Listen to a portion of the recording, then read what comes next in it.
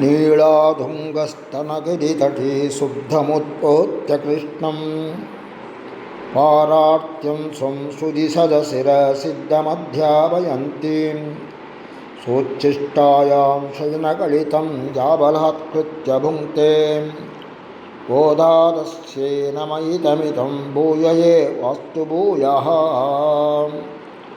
அன்னவயல் புதுவை ஆண்டாளரங்கற்கு பன்னு திருப்பாவை பல்பதியம் இன்னிசையால் பாடிக் கொடுத்தாள் நற்பாமாலை பூமாலை சூடிக் கொடுத்தாளைச் சொல்லு. சூடிக் கொடுத்த சுடற்கொடியே தொல்பாவை பாடி அருளவல்ல பல்வளையாய் நாடி நீ வேங்கடவர்க்கு என்னை விதி என்னை மாற்றம் நாம் கடவா வண்ணமே நல்கி. ஆண்டாள் அருளிச் செய்த திருப்பாவையிலே இன்றைய தினம் 24வது பாசுரம். அடி போற்றி போற்றி போற்றி என்று வருகின்ற உயர்ந்ததான ஒரு பாசுரம். அன்று உலகம் அளந்தாய் அடி போற்றி, சென்று அங்கு தென்னிலங்கை சற்றாய் திரள் போற்றி, பொன்றச் சகடம் உதைத்தாய் புகழ் போற்றி, கன்று குணிலாவெறிந்தாய் கடல் போற்றி, குன்று குடையாய் எடுத்தாய் குணம் போற்றி, வென்று பகை கொடுக்குன்னன் கையில் வேல் போற்றி, என்றென்றும் சேவகமே ஏற்றிப்பறை கொள்வான், இன்று யாம் வந்தோம் இறங்கு ஏலோர் எம்பாவாய்.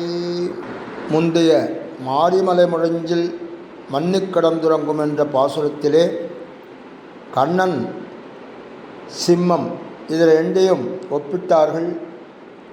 சிம்மத்தைப் போலே கண்ணன் இருக்கிறான் என்று அதை ஒப்பிட்டார்கள். அடுத்ததாக சிங்கத்தைப் போலவே அவனும் கர்ஜித்து கொண்டு கம்பீரமாக அவன் நடந்து வந்து அந்த கோப்புடைய சீரிய சிங்காசனத்தின் மேல் ஏறி வீற்றிருக்க வேண்டும் என்ற அவர்களுடைய ஆசையை வெளிப்படுத்தினார்கள். அந்த நடையழகை காண வேண்டும் என்று அவர்களுக்கு ஆசை. அதே போன்று இந்த நடையழகு முடிந்தவுடன் அவன் இந்த சிம்மாசனத்தினை உட்கார்ந்தானால் அவனிடம் தமக்கு வேண்டிய பறைகளையெல்லாம் கேட்கலாம் என்ற ஒரு உத்தேசியம், அதை கொண்டு அவர்கள் வேண்டுகிறார்கள் என்று பார்த்தோம். அதே மாதிரியாக கண்ணனும் அவர்களுடைய அபிலாஷைகளை ஏற்று அந்த சீரிய சிம்மாசனத்தின் மேல் ஏறி அமர்ந்திருக்கிறான். இப்போது கேட்கிறான் கண்ணன் அவர்களை பார்த்து, உங்களுக்கு வேண்டியது நான் இப்போது வந்து அமர்ந்து விட்டேன், அதை செய்துவிட்டேன், வேறு என்ன வேண்டும் உங்களுக்கு அப்படின்னு கேட்குறான். இப்போது கண்ணன் நடந்து வந்து அந்த சிம்மாசனத்திலே ஏறி உட்கார்ந்த அழகை பார்த்த அவர்களுக்கு தாங்கள் என்ன கேட்க வந்திருக்கிறோம் என்றதே மறந்து விட்டதாம். அதனால் ஒன்றும் கேட்கறதுக்கு அவளுக்கு வாய் எழும்பலை.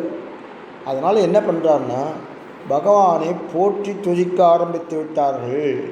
பகவானுக்கு மங்களாசாசனம் செய்கிறார்கள், பல்லாண்டு பாடி மங்களாசாசனம் செய்கிறார்கள் என்பதுதான் இந்த பாசுரத்தின் கருத்து.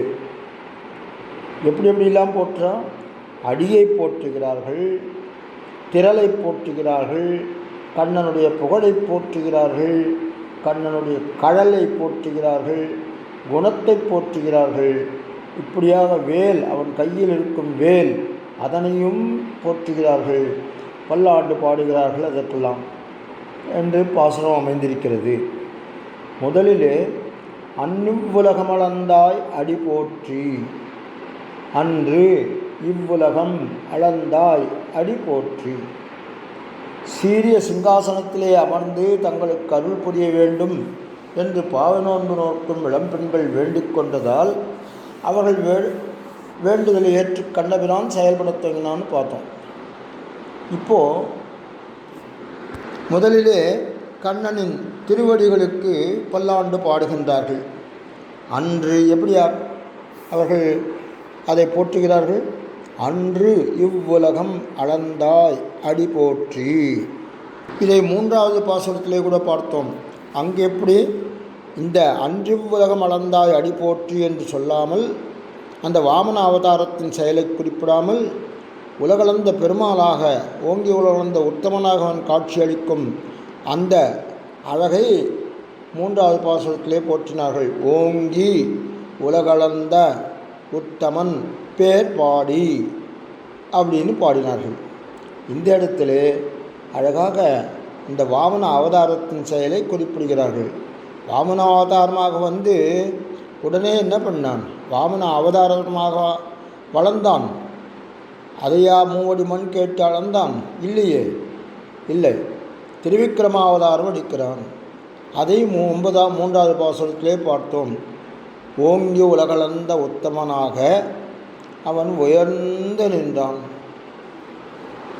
இந்திரன் முதலான தேவர்கள் மகாபலியால் துன்பப்பட்ட சமயத்திலே அத்தேவர்கள் எல்லோரும் திரண்டு வந்து கண்ணபிரானிடம் தங்கள் துயரத்தை கூறி அதனை போக்கி அருளுமாறு வேண்டினர்.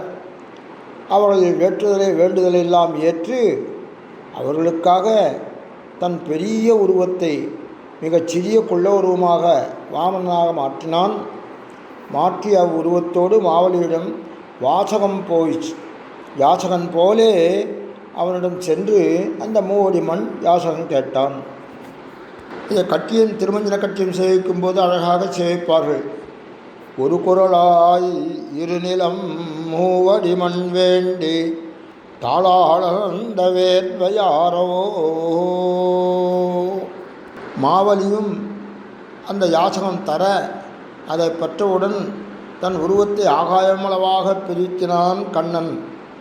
2 அடியால் இந்த உலகம் முழுவதையும் அளந்துவிட்டான். 3வது அடி வைக்க இடமில்லாமல் அந்த மாவலியின் தலையில் தன் திருவடியை வைத்து அழுத்தி அவனை சொர்க்கத்துக்கு அனுப்பினான். இப்போது மாவலியினால் துன்பத்தை அடைந்து நாளும் துன்பத்தை அடைந்து வந்த தேவர்கள் எல்லாரும் மிக்க சந்தோஷப்பட்டார்கள். அவர்கள் கண்ணனை வாழ்த்தினார்கள். தங்கள் துன்பமெல்லாம் தீர்ந்துவிட்டதே என்று அவர்களுக்கு ஆனந்த சந்தோஷம் மிகுதியாக கண்ணனை தேவர்கள் போற்றுகிறார்கள் அப்படின்னு நம்ம நினைப்போம். ஆனால் அவர்கள் போற்றவில்லை, மாறாக அவனை மறந்துவிட்டார்கள். தங்களுக்கு உதவி செய்த அந்த கண்ணபிரானுடைய செயலையே மறந்துவிட்டார்கள், கண்ணனையே மறந்துவிட்டார்கள். முதல் தரமான சுயநலவாதிகளாக மாறி அப்பெருமானை போற்றி பாட மறந்துவிட்டார்கள். அங்கன்மாஞாலத்தரசர் என்ற பதிகத்திலே பார்த்தோமே, அந்த மாதிரியாக அரசர்கள், ஞாலத்தரசர்கள், மாஞாலத்து அரசர்களாக தம்மை பாவித்து கொண்டவர்கள் இந்த பகவான் கண்ணன்தான் நம்முடைய துயரத்தீர்த்தான் என்பதை மறந்து மீண்டும் செருக்குடன் அவர்கள் அலைய தீய ஆரம்பித்திருக்கிறார்கள். இதை இந்த ஆண்டாள் கோஷ்டியினர் அறிகிறார்கள். அவர்கள் தேவர்களின் செயலை வெறுக்கிறார்கள். அவன் செய்த அரும்பெரும் செயலுக்கு அவனை போற்ற வேண்டுமல்லவா, அவ்வாறு அவர்கள் விட்டுவிட்டார்களே அப்படின்னு சொல்லி அந்த காரியத்தை இவர்கள் எடுத்து கொண்டிருக்கிறார்கள். இந்த மாவலினால் துன்பமடைந்த தேவர்கள் தம் துன்பம் நீங்கி இன்பப்பேறு அடைந்தபோது அவர்கள் செய்ய வேண்டியதை மறந்து விடுகிறார்கள்.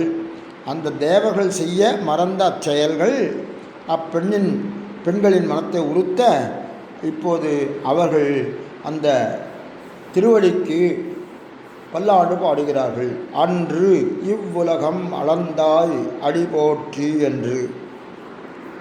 வாமனனாக வந்து உருவெடுத்து பின்னர் திருவிக்கிரமனாக மாறி ஓங்கிய உலகளந்த உத்தமனான செயலை போற்றிய பின்னாலே அடுத்ததாக கண்ணபிரானின் திருவடிக்கு பல்லாண்டு பாடுகிறார்கள். அதற்கு முன்பாக அவருடைய மனத்திலே ராமபிரான் செய்த செயல் அதை மனசிலே நிழலாடுகிறது. அதனால் என்ன பண்ணுறா, அதனால் அச்செயலுக்கு போற்றி கூறலாயினர். சென்று அங்கு தென்னிலங்கை செற்றாய் திரள் போற்றி என்று ராவணனை அழித்த ராமபிரானின் வலிமைக்கு வாழ்த்து கூறுகிறார்கள். மறுபடியும் இப்போது கிருஷ்ணாவதார செயல் ஞாபகம் வருகிறது. இப்படி மாறி மாறி ராமனுடைய செயல் கிருஷ்ணனுடைய செயல் என்று மாற்றி மாற்றி பாடுகிறார்கள். இப்போது மீண்டும் கிருஷ்ணன் அவனுடைய செயல் ஞாபகம் வருகிறது. உடனே கிருஷ்ணனை பாடுகிறார்கள். பொன்ற சகடமுதைத்தாய் புகழ் போற்றி. பொன்ற சகடமுதைத்தாய்ன்னு சொல்கிறார். இதே மாதிரி எங்கேயோ கேட்ட மாதிரி ஞாபகம் இருக்கு இல்லையா? ஆமாம். கள்ள வரக்கனை கள்ள சகடம் கலக்கழிய காலோச்சி என்று முதலே பார்த்திருக்கிறோம். அது இப்போது இங்கே ஞாபகத்துக்கு வரும். அங்கே சொன்னது கள்ளச்சகடம், இங்கே சொன்னது பொன்னச்சகடம். ஆயர்பாடியிலே கண்ணனுடைய தாயான யசோதையானவள் அந்த கண்ணனான குழந்தையை ஒரு வண்டி சக்கரம் மாதிரி அங்கே வந்து நிற்கிறது.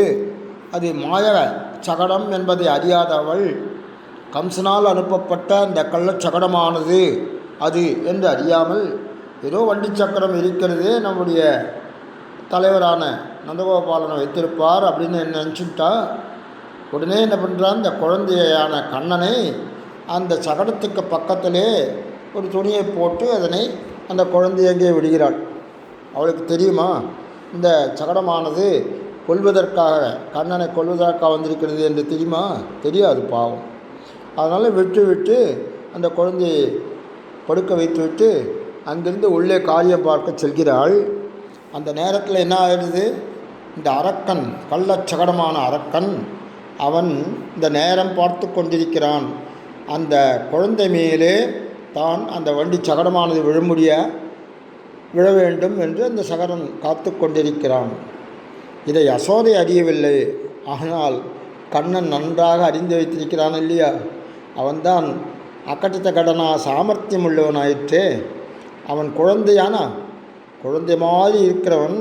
அவனுக்கு திலோகமும் அத்தனையும் நடக்கும் செயல்கள் எல்லாம் தெரிந்தது தானே அந்த குழந்தை வடிவிலே. அப்படி என்ன பண்ணுறான், இந்த வண்டி சகடத்தை தன்னுடைய பிஞ்சு கால்களாலே ஒரு குழந்தை காலை ஆட்டிக்கொண்டு இருக்குமோ இல்லையோ, சாதாரணமாக எப்போ பார்த்தாலும் 2 காலையும் ஆட்டின்னு இருக்கும், 2 கையும் ஆட்டின்னு இருக்கும், கண்ணையும் காலையும் காதெல்லாம் திருப்பின்னு இருக்கும், ஏதாவது ஒரு சேஷ்டிதம் பண்ணிகிட்டே இருக்குமே. அந்த மாதிரி அந்த சேஷ்டிதமாக பண்ணுவது போல விளையாட்டாக தன்னுடைய பிஞ்சு கால்களை அந்த சக்கரத்தின் மேல் பதிக்கிறான். அவ்வளவுதான். அந்த சகடம் என்ன ஆகிடுத்து, இந்த சினிமாவில் ஷூட்டிங்லாம் இதெல்லாம் காட்டுவாளே அந்த மாதிரியாக அந்த சகடமானது அவன் பஞ்சு போன்ற அந்த மெல்லடிப்பட்டவுடன் இரும்பு போல அந்த பெரிய இரும்பு பாறையை கொண்டு அந்த சகடத்தின் மேல் ஏற்றினால் எப்படி இருக்கும், அந்த மாதிரியாக அந்த சகடமானது உருண்டு உருண்டு உருண்டு ஓடி ஒரு பள்ளத்திலே ஓடி தாறுமாறாக உடைந்து நொறுங்கி அந்த சகடாசுரனும் மாய்ந்தான். அந்த அளவு காய்போய்த்து. அதுதான் பொன்ற சகடம் உதைத்தாய். அந்த கழல்களுக்கு, அந்த உதைத்த கால்களுக்கு, திருவடிகளுக்கு புகழ் போற்றி என்று மங்களாசாசனம் செய்கிறார்கள், பல்லாண்டு பாடுகிறார்கள். அடுத்ததாகவும் கண்ணன் செயல்தான் ஞாபகத்துக்கு வருகிறது. கன்று குணிலாயிருந்தாய் கடல் போற்றி. கண்ணனின் தாய் மாமனான கம்சனுக்கு கோபம் பொத்து கொண்டு வருகிறது. அவன் இந்த குழந்தை கண்ணனை மாய்த்துவிட வேண்டும் என்று அரக்கர்களை அனுப்புகிறானே. ஆனால் அந்த அரக்கர்கள் எல்லாம் இந்த குழந்தையிடம் தோற்று போய் மாள்கிறார்களே என்ற கோபம் அவனிடம் மிகுந்து வருகிறது. இப்போது அடுத்ததாக என்ன பண்ணுவோம், பூதனை அமைத்தோம், பூதனையும் மாய்ந்தாள். கள்ளச்சகடாசுரனை அணைத்தோம், அவனும் மாய்ந்தான். இப்படியாக போகிறதே என்று வாட்டமுற்று அடுத்ததாக கன்று கொணிலாய் எரிந்தாய் கடல் போற்றி. என்ன பண்ணுறான், கன்று குணிலாய் எரிந்தாய், கன்று வடிவிலே, அதாவது வத்சாசுரன்னு பேரோட ஒரு அரக்கனை அனுப்புகிறான் கன்று வடிவிலே. அந்த கன்று வடிவிலே வந்த அந்த அரக்கனை, அசுரனை பற்றி பிடித்து ஒரு குறுந்தடியை தூக்கி எறிவது போல ஒரு மரத்தின் மேலே எரிந்தான். அந்த மரமும் கம்சனால் அப்பிரானை கொல்ல அனுப்பப்பெற்ற அசுரனே என்பது மற்றவர்களுக்கெல்லாம் தெரியும். யசோதைக்கு தெரியாது. அவன் பெயர் என்ன? கவித்தாசுரன். கவித்தாசுரன். அந்த இரு அசுரர்களும் ஒரே சமயத்தில் அழியுமாறு கண்ணபிரான் கன்றாக வந்தவனை குறுந்தடியை எறிவது போல அந்த மரத்தின் மீது எரிந்து அவ்விரு அசுரர்களையும் அழித்தான். இந்த அரிய செயலை வியந்து அந்த இளம் பெண்கள் எல்லாம் கண்டுகொணிலாய் எரிந்தாய் கடல் போற்றி என புகழ் பாடுகின்றனர். கண்ணனின் புகழை பாடுகின்றார்கள். அடுத்தது குன்று குடையாய் எடுத்தாய் குணம் போற்றி. கண்ணன் கோகுலத்துக்கு ஐப்பாடிக்கு வருவதற்கு முன்னர் அங்கிருந்த ஜனங்கள் எல்லோரும் பகவான் என்று இந்திரனை போற்றி இந்திரனுக்கு படையலெல்லாம் செய்து அவனை வாழ்த்து வணங்கி வந்தார்கள். படைக்க வேண்டிய அவி உணவுகளை எல்லாம் அவனுக்கு தந்தார்கள். இதுவரை அவ்வாறு நடந்திருந்தது. கண்ணன் வந்தவுடனே என்ன பண்ணான்? இந்திரனுக்கு எதற்காக அந்த அவி உணவெல்லாம் கொடுக்கிறீர்கள் அப்படின்னு கேட்டு அந்த மலைக்கு அந்த அவி உணவுகளெல்லாம் படையலைகளெல்லாம் அளித்தார்கள். இது பொறுக்காத இந்திரன் கோபப்பட்டான். உடனே வருண பகவானை அழைத்தான். அந்த ஆயர்பாடியிலே பூராக 7 நாட்கள் தொடர்ந்து மழை பெய்ய வேண்டும் என்ற ஒரு ஆக்ஞையை பிறப்பித்தான். வருண பகவானும் அவ்வாறு பர்ஜன்யன் என்பவன் மூலமாக அந்த தேவதை மூலமாக அப்படிப்பட்ட ஒரு வருஷத்தை அந்த ஆயர்பாடியிலே பெய்ய வைத்தான். ஆணிரைகள் எல்லாம் மேய போக முடியவில்லை. பாவம் கன்றுகளுக்கு அதுகள் அதையும் மேய்ச்சல் அனுப்ப முடியவில்லை. பால் கொடுக்க முடியவில்லை. இந்த மாதிரி தத்தளித்தது 7 நாட்கள். அப்படியே ஆகாரமின்றி எல்லாம் கஷ்டப்படுது. அந்த வேளையிலே எல்லாம் கண்ணனிடம் பிரார்த்தனை செய்ய கண்ண பகவான் என்ன பண்ணான்? அந்த மலையே குன்றாக எடுத்து பிடித்தான். ஒரு வாரம் அதன் கீழே எல்லாரும் நிம்மதியாக அவர்களுடைய கடமைகளை செய்வதாக வாழ்ந்து கொண்டிருப்பதை சந்தோஷமாக பார்த்தான், அனுபவித்தான். அதைத்தான் இந்த பாசனத்தில் இந்த இடத்துல சொல்லுவது. அப்படிப்பட்டதான அந்த மானபங்கம், அபிமான பங்கம்ன்றமே இந்திரனுடைய கர்வம் அதை அடங்க பெற்றான். அதற்கப்புறம் உடனே அவன் கண்ணனின் திருவடிகளை சரணம் பற்றினான் என்று பார்க்கிறோம். அது எந்த மலை? கோவர்தன மலை. உடனே என்ன பண்ணுறான் கண்ணன்? அந்த பிரார்த்தனையை கேட்டு அந்த கோவர்தன மலையையே தன்னுடைய சுண்டு விரலாலே தூக்கினான். அதுதான் அக்கடத்தா கடனா சாமர்த்தியம் என்பது. பகவான் இவ்வாறு பண்ண முடியுமா அப்படின்னு பார்க்குறோம். எல்லாருக்கும் சில பேருக்கு வியப்பு வரும், சந்தேகம் வரும். இப்பொழுது ஆண்டாள் 5 கொடிக்கொரு சந்ததியாய் ஆழ்வார்கள் தஞ்செயலை விஞ்சி நிற்கும் தன்மையலாய் பிஞ்சாய் பழுத்தாளை ஆண்டாளை பக்தியுடன் நாளும் ஒழுத்தாய் மனமே மகிழ்ந்துன்னு சொல்கிற மாதிரியாக 5 வயது குழந்தையாக இருந்தபோதே இந்த திருப்பாவையை ஏற்றிவிட்டால் கண்ணன் மீது காதல் கொண்டால் கண்ணனை அடைய வேண்டும் என்று மானுடர்களையும் தான் மணக்க மாட்டேன் என்று பெரியாழ்வாரிடம் தந்தையிடம் கூறினாள். இதெல்லாம் பார்த்தோம் இல்லையோ? இத்தனை பாசுரங்கள் இவள் பாடியிருக்கிறாள். அது எல்லாம் கண்ணனை அடைய வேண்டும் என்று தானே. அதே மாதிரியாக கண்ணபிரான் இந்த கோவர்தன மலையே தன்னுடைய சொண்டு விரலாலே தூக்கி பிடித்தான். ஒரு வாரம் அங்கே இருந்தவர்கள் எல்லோரும் சந்தோஷமாக, ஆணிரைகளும் சரி, மனிதர்களும் சரி, ஆண் பெண் மற்றவர்களும் சரி, குழந்தைகளும் சரி, ஒத்தரும் ஒரு கஷ்டம் அனுபவிக்கவில்லை. அந்த சமயத்தில் வேடிக்கையாக சொல்வார்கள், அவர்களுக்கு இந்த ஒரு வாரம் வெள்ளம் ஆக மழை பொழிந்தபோது ஒருவருக்கு கூட சளி கூட பிடிக்கவில்லையா, ஜலதோஷம் கூட வரவில்லை. அப்படி காக்கப்பட்டார்கள் கண்ணனாலே. இந்திரனும் தன் தவற்றை உணர்கிறான். கண்ணனுடைய திருவடிகளை பற்றி தன்னை மன்னித்தருளுமாறு வேண்டி அவனும் கண்ணனும் அவ்வாறு சம்பாதித்து அவரை மன்னித்தருள்கிறான் பார்க்குறோம். அதுதான் குன்று குடையாய் எடுத்தாய் உன்னுடைய குணம் போற்றி என்று போற்றுவதாகும். அடுத்ததாக வென்று பைகெடுக்கும் என் கையில் வேல் போற்றி. கண்ணபிரான் தன்னை எதிர்த்து வந்த பகைவர்கள் எல்லாம் அழிக்கும் வல்லமை பெற்றவனாக விளங்குகிறான். அவன் கையில் வேலேந்தி பகைவர்களை அழித்த அவனுடைய வீரத்தை நினைத்தவுடனே அவன் வீரத்துக்கும் பல்லாண்டு பாடுகிறார்கள் ஆண்டாள் கோஷ்டினர். அதனால் வென்று பகை கடுக்கும் நின் கையில் வேல் போற்றி என்று பாடுகிறார்கள். இந்த போற்றி போற்றி என்பதுதான் திருக்கோயில்களிலெல்லாம் அர்ச்சனையாக நடந்து கொண்டிருக்கின்றது. போற்றி என்றால் பகவானுடைய கருணைகளை போற்றுவது. ஓம் அச்சுதாய நமஹ, ஓம் அனந்தாய நமஹ, ஓம் கோவிந்தாய நமஹ என்று ஓம் நமஹா என்று கோயில்களை அர்ச்சனை செய்கிறார்களே, அதுதான் தமிழிலே போற்றி போற்றி போற்றி என்று வருகிறது. இவ்வாறு கண்ணனை போற்றி போற்றி பாடிய பெண்கள், அந்த இளம்பெண்கள் இறுதியிலே கடைசியிலே கண்ணபிரானே, எப்பொழுதும் உன்னுடைய வீரதேரச் செயலை புகழ்ந்து கொண்டு உன்னுடனே இருக்கோம், உன்னிடம் எம் நோன்புக்குரிய மறையைப் பெறவுமே யாம் இங்கு வந்தோம் என்று அவர்கள் தம் வேண்டுதலையும் தெரிவிக்கிறார்கள் என்று சொல்லி இந்த பாசுரத்தை நிறைவு செய்கிறேன். ஆண்டாள் திருவடிகளே சரணம், ஆச்சாரியன் திருவடிகளே சரணம், ஆழ்வார் எம்பெருமானார்ஜி திருவடிகளே சரணம்.